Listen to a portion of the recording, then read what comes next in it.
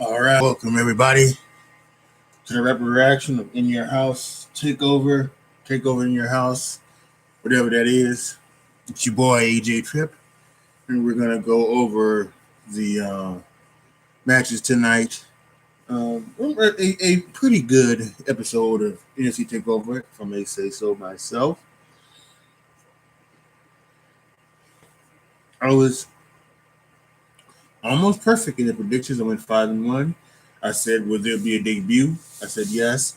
There was not. We did not see a debut of anybody on this show tonight. So, but otherwise, I was perfect. And let's go ahead and let's go over the matches, shall we? We started off with the winner take all match. And Bronson Reed versus Legado del Fasmo.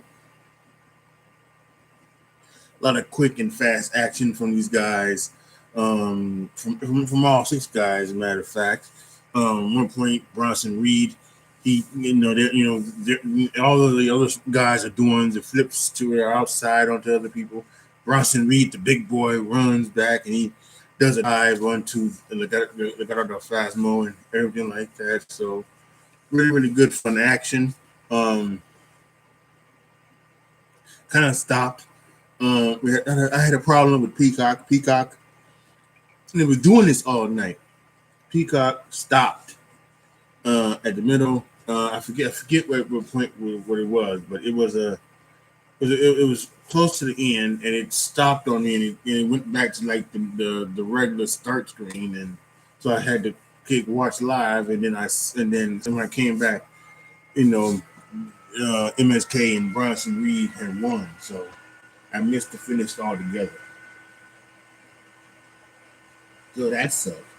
But otherwise, I thought it was an okay match for a 6-man and for a winner take all match. Really, really good. Bronson, everybody was in.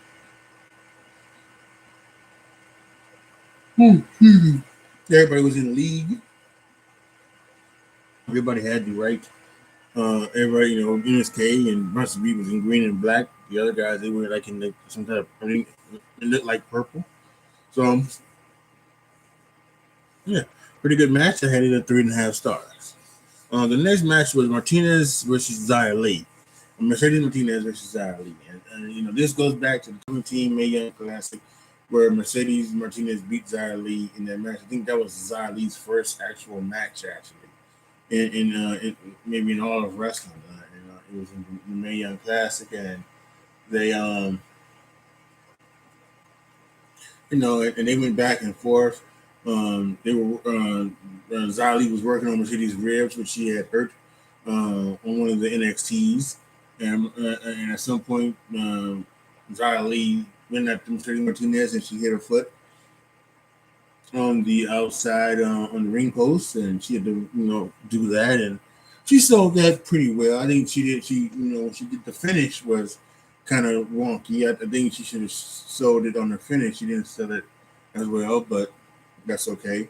And I said in my prediction, I thought this was something that they needed to do. Xia Li, they put the work in and time in to try to get her to a point to where she is a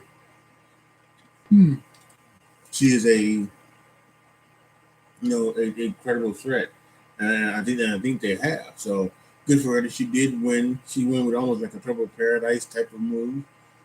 She won the match. Afterwards, she asked Boa for the chair. Mercedes Martinez got the chair, started hitting, went after Boa and went after Xia Li, and then Mei Ying, the people the person that Boa and Xia Li worked for, she came out and they had a conversation on the stage, on the platform stage, and she went after Martinez with the Tongan death grip, and then she threw her off the stage. So this may not be over between. I guess the group is called Tan Shin and Tan Shi, whatever, and Mercedes Martinez. This may not be over really, even after tonight. So we will have to wait and see what goes down with that. I'm headed at 2.75 stars. Listen, I just don't know why it's crazy. I never yawn. Out today, I do not yawn. I never yawn, rarely, right? But God damn it, when I sit down in front of here to do a reaction or to do my regular reactions, and I start yawning for some effing reason. I have no idea why. No idea why. It does not.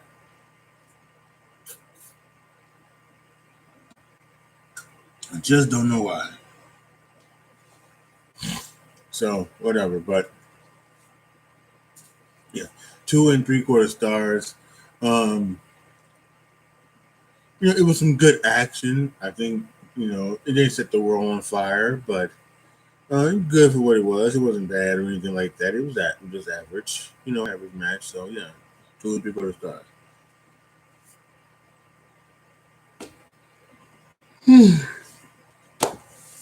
Next was the $1 million championship between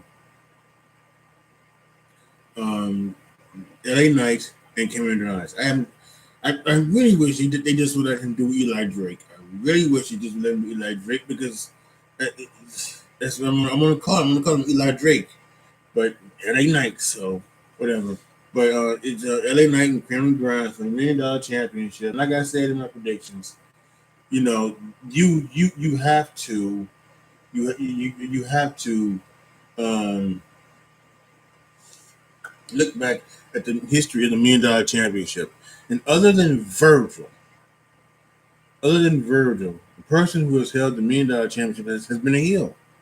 Ted DiBiase, Stone Cold Steve Austin, the ringmaster, um, Ted DiBiase Jr., and I'm not sure if anybody else held it, but yeah, they were all heels. So it makes sense that he would be, the heel would hold this down.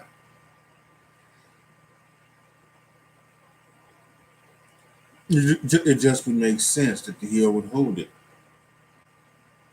So we get to the match, and this ladder match is the way ladder matches should be, in my opinion.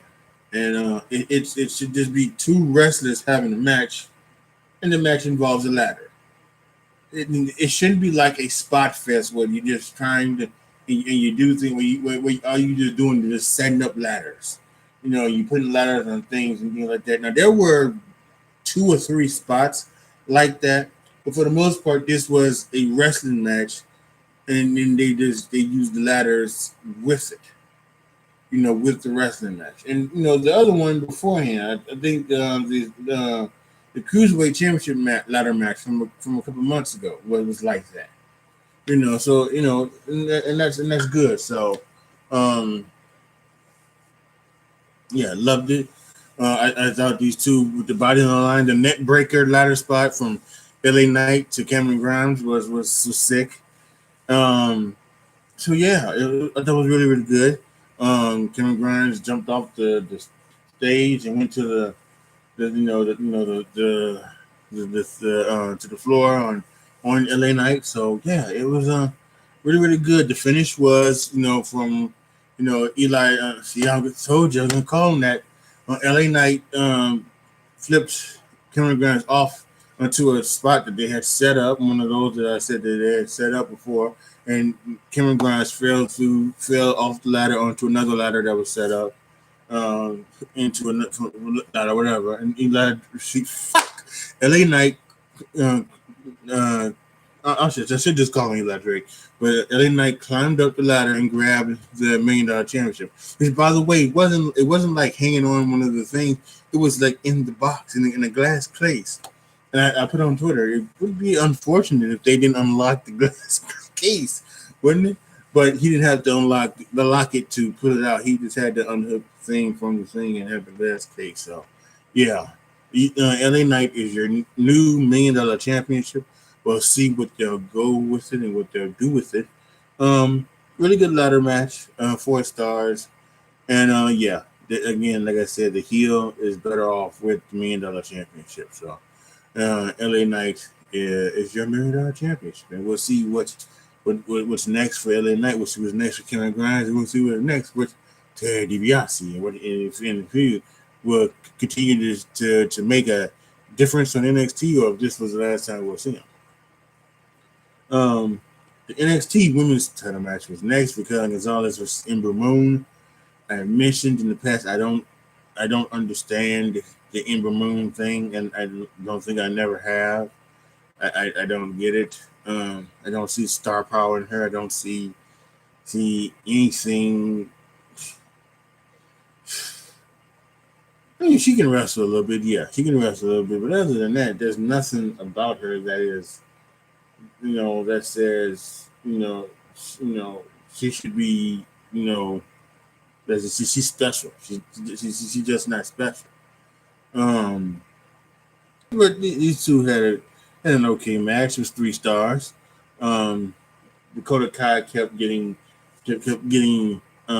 involved in the match, and at some point, Shotzi Blackheart came out to help her and defend her partner, something like that. But Raquel Gonzalez hit her one-arm powerbomb and won the match. So there you go. Raquel Gonzalez retains the title, and hopefully now she can move on to someone a little bit better. So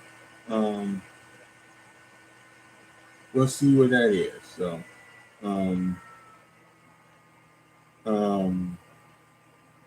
we'll have to wait and see what it goes down. And what is, what happens. I'm kind of looking at. I'm sorry. I'm kind of looking at the NBA and what's going on. So Suns just swept the Nuggets. And finally, the NXT title between Karrion Kross, Pete Dunne, Johnny Gargano, Kyle O'Reilly, and Adam Cole. I was worried that having 5 men would kind of, especially for NXT, would kind of bog down the match and everything like that. Even though I know what they like to do, they like to have people roll out in the ring and kind of sell for a little bit, and then 2 or 3 others get in the ring and do their stuff. But I don't know. I was just worried that it wasn't going to be good, and boy, was I wrong. It was a very good match. Very good match. Some really, really good stuff. They one thing I liked about this match, didn't use any weapons. Really did not use any weapons. Didn't use any chairs, any kendo sticks, anything like that. They just wrestled. So really, really good. I loved that about it. I loved it about that. We had some other things. We had we had the usual things, and we had a lot of things where they were contrived, but they wasn't conceived to contrive. Because at one point, we're having people double team each other with moves, but and it doesn't seem to and it doesn't seem that if it was something where they were waiting to be helped or anything like that. Loved that. I mean, yeah, it was a really, really darn good match, and the ending, great ending, I think, as well. We had Kyle O'Reilly having Adam Cole in a double heel hook, and Adam Cole tapped out, Karrion Kross locked on the sleeper / cross jacket / Kakina cut / Karafuda cut / rear naked choke. So many fucking names. But he locked it in, and Kyle O'Reilly faded. Referee raised the arm. He was out. Winner, Karrion Kross. Incredible. Just really, really good. Really, really great match. And those 5, really fun. You know what they all can do. I just read a tweet that I found kind of interesting from Alfred Kouanoua. On Twitter, This Is Nasty. And I had he said that some of these guys should not be all together in NXT. One should stay in NXT. One needs to go to the main roster. One needs to go to UK. One needs to go to 205 Live. And thing was that that's that may be. I mean, listen, Adam Cole and Johnny Gargano have been down in NXT forever, and my guess would be is that they would stay. They're going to stay on NXT.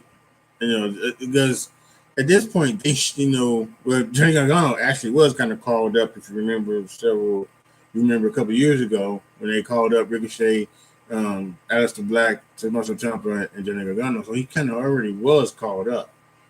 But I think they're going to try to call him up again. But otherwise, Adam Cole and Johnny Gargano would have been called up already. They would have gone to the main roster already. I just don't think they're going to go to the main roster.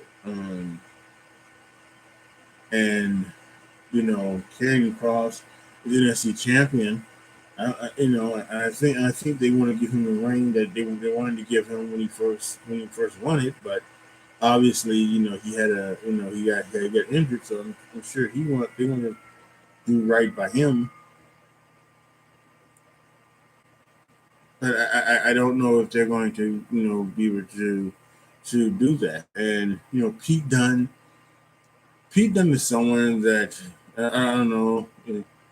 He probably would be right for NXT UK. Everything like that, because he is obviously from the UK. But I can also see him on the main roster. Him doing whatever it is, and then you have Kyle O'Reilly, and I think Kyle O'Reilly, he's someone he is someone that probably should be in NXT too. So I would say from that tweet, I would say I disagree. I think there's only one person that is made from the main roster, and I think that's Karrion Kross. I think all the other guys would get lost, and they probably maybe wouldn't even get a shot at. They wouldn't get a fair chance because of their size and everything like that. So I think NXT is probably the same place for them. That's just the way it is, but yeah. So really great match, 4.5 stars. I think there was some good stuff in there tonight. I should talk about this too.